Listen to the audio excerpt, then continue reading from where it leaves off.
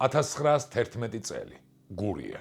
კაცი, რომელსაც ლმობიერის სახე და საწყალი გული ჰქონდა, მაგრამ რომელმაც ათობით ადამიანი გაისტუმრა საიქიოს. ის არ იყო უბრალო ყაჩაღი. ის იყო შურისმაძიებელი, რომელიც ბანკებს ძარცვავდა, რელსებს ყრიდა და ჟანდარმებს შიშის ზარს სცემდა. მაგრამ ვინ იყო სინამდვილეში სიმონა დოლიძე? სისხლის მსმელი ტერორისტი თუ უბრალო გლეხი, რომელიც სისტემამ აქცია მკვლელად? და რაც მთავარია, როგორ მოატყუა მან სიკვდილის წინ თავისივე მკვლელი. დღეს ჩვენ მოგიყვებით ფირალი სიმონას ნამდვილ ისტორიას, რომელიც ლექსებსა და სიმღერებში შემორჩა.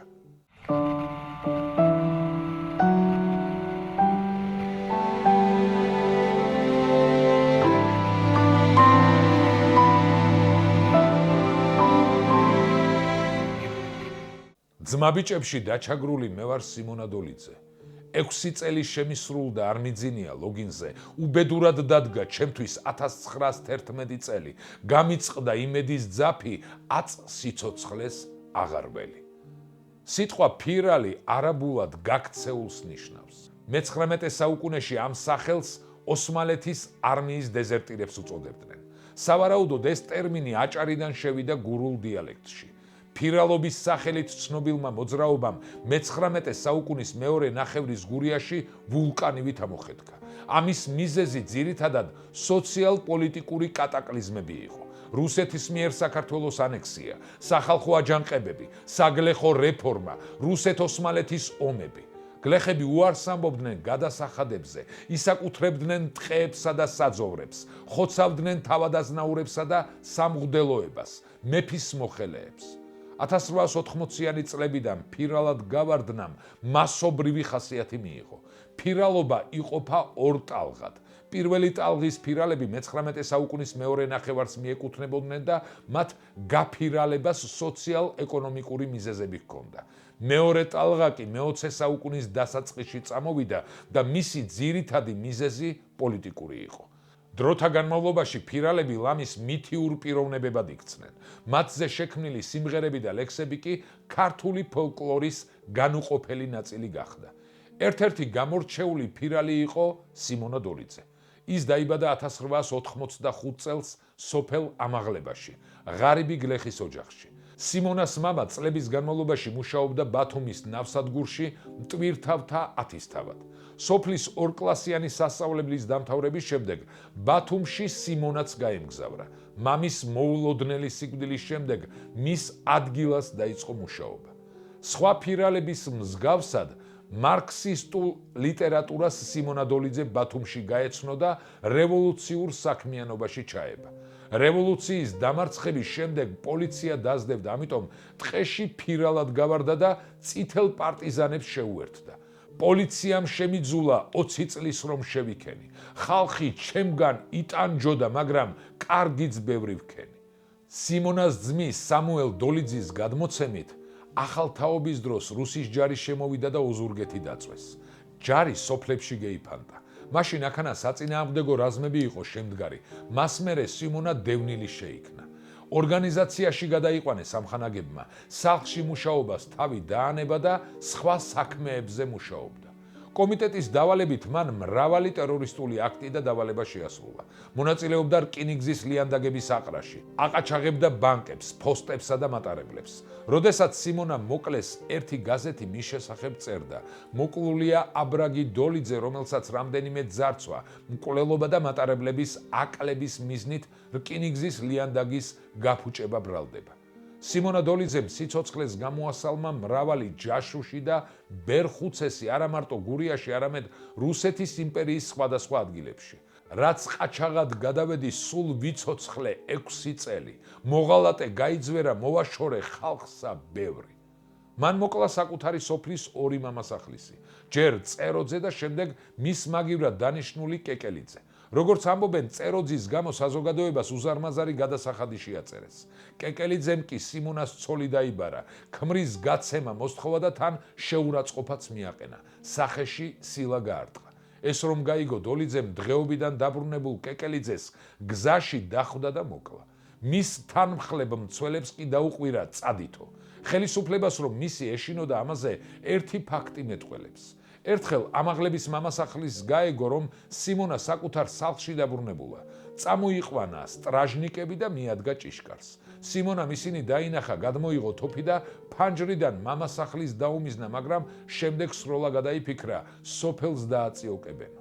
მამასახლისმაც ვერ გაბედა ეზოში შესვლა. მხოლოდ სიმონას დედას დაუძახა, სიმონას გადაეცი, თავს გაუფრთხილდეს, თავს ნუ მომაკლევინებსო და ამ სიტყვებით დატოვა იქაურობა. მამასახლისის სიმხდალეზე სიმონა დოლიძემ თურმე მთელი დღე იცინა. პოლიცია მას ყველგან დაეძებდა. სოფელში იგზავნებოდა ეგზეკუცია. ხალხს ახდევინებდნენ ჯარიმებს. ამის გამო ბევრი ტერორისტის მსგავსად დოლიძემ გადაწყვიტა დაეტოვებინა გურია და ბათუმისკენ გასწია. მასთან ახლდა მისი სახლიკაცი ანდრო დოლიძე და მელქისედეკ ბურჭულაძე. მელქისედეკ ბურჭულაძე ცნობილი წითელრაზმელი იყო. ის ბავშვობიდან თბილისში მუშაობდა მღებავად. 1907 წელს ბურჭულაძე სხვა ტერორისტებთან ერთად თბილისში ავჭალის ქუჩაზე მსხვილ ტერორისტულ აქტში მონაწილეობდა. იგი დააპატიმრეს, მაგრამ 1908 წელს მეტეხის ციხიდან გაიქცა. ამის შემდეგ კი გურიაში საქმიანობდა, შემდეგ ისევ თბილისში დაბრუნდა, სადაც 1918 წელს ინგლისელებმა მოკლეს. ნატანებში ისინი დასასვენებლად ერთ ნალიაში დაიმალნენ. სიმონას იმ დროს თურმე ფეხები აწუხებდა, ანდრო დოლიძე კი საჭმლის მოსატანად გაგზავნეს. ჯაფარიძე ურიადნიკსა თქვენი ცნობდით გურიაში. ამ ჩემს ანდრო შეხვთენოდა სტრაჟნიკებით მერიაში, მაშინვე მათ მოახსენა ყაჩაღი მყავს ყანაშიო. ეხლა არის ნალიაში, ვერ გადიან დღე კარშიო. ანდრო დოლიძემ გასცა ფირალები და ჯარისკაცებმა პროპორშიკ ჯაფარიძის მეთაურობით ნალიას ალყა შემოარტყეს. თურმე ბურჭულაძე ნერვიულობდა და დოლიძეს უთხრა ადგილი გამოვიცვალოთო, მაგრამ ამ დროს გამოჩნდა ანდრო დოლიძე, რომელმაც ფირალებს სადილი მოუტანა. კვირას 25 სექტემბერს დღის 2 საათზე სადგურ ნატანების მახლობლად სასიმინდეში თავი შეუფარებიათ ორ უცნობს. როგორც უფიქრიათ, ისინი ყაჩაღები უნდა ყოფილიყვნენ. ეს ამბავი გაუგია ადგილობრივ ადმინისტრაციას და დარაჯთა რაზმი გაუგზავნია უცნობების შესაპყრობად. დარაჯებს ალყა შემოურტყიათ სასიმინდესთვის და მათ მოთხოვნაზე დაგვნებდითო უცნობებს სროლით უპასუხიათ. თავის მხრივ დარაჯებსაც აუტეხავთ სროლა. ერთი უცნობთაგანი გადმომხტარა სასიმინდიდან და გაქცევა დაუპირებია, მაგრამ ის დარაჯებს მოუკლავთ. მოკლული, როგორც ამბობენ, უნდა იყოს ამაღლების საზოგადოების მცხოვრები ყაჩაღი სიმონ დოლიძე და მეორეს ვინაობა გაურკვეველია. დარაჯების მხრით მოკლულია პროპორშიკი ჯაფარიძე.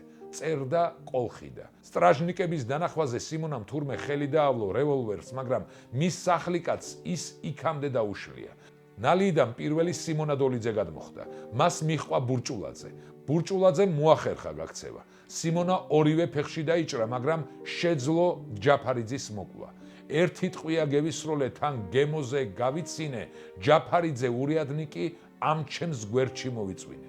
გადმოცემით დაჭრილ სიმონა დოლიძეს მაუზერი თავდამსხმელებისთვის გადაუგდია. ჯაფარიძეს ეს რომ დაუნახავს, ბურჭულაძისთვის თავი დაუნებებია და მაუზერისკენ გამოექანა. სიმონას ის მეორე მაუზერით მოუკლავს. ცნობილია, რომ სიმონა დოლიძე ორ მაუზერს ატარებდა, კონდახიანს, რომელიც თოფის მაგივრობას უწევდა და მეორე უკონდახოს. ასევე ხმარობდა თოფსა და რევოლვერს. გადმოცემის მიხედვით სიმონა ყოფილა საშუალო ტანის, მსუქანი, სქელი, ლამაზი სახის, თეთრფეროვანი და ჭრელ თვალება. თანამედროვენი მას ახასიათებდნენ როგორც უაღრესად გულკეთილ, თავმდაბალ, საწყალი გულის პატრონს. არაფერი გლახა მისგან არ წარმოდგებოდა. გაჯავრება რომ ზდომებოდა, მაინც ლმობიერი სახე ჰქონდა. მაგრამ თურმე უსამართლობას რომ ნახავდა, პასუხის გაუცემლად არ დატოვებდა. არავინ იცის ამ ლმობიერი სახის პატრონმა ზუსტად რამდენი ადამიანი გაისტუმრა საიქიოს. მისი პორტრეტის განსხვავებული ნიშან-თვისებები ლექსშია წარმოდგენილი. მინდოდა რომ დავსთხოვოდი ღვინით და ოტკით თრობასა, დავლევდი ის მე მავნებდა, გზებში ავსტეხდი სროლასა. დაგვიწერეთ თქვენი აზრი სიმონა დოლიძის შესახებ. გამოიწერეთ კარდუს არხი, მოიწონეთ ეს ვიდეო და გაუზიარეთ რაც შეიძლება ბევრს, რათა ყველამ გაიგოს ამბები საქართველოს.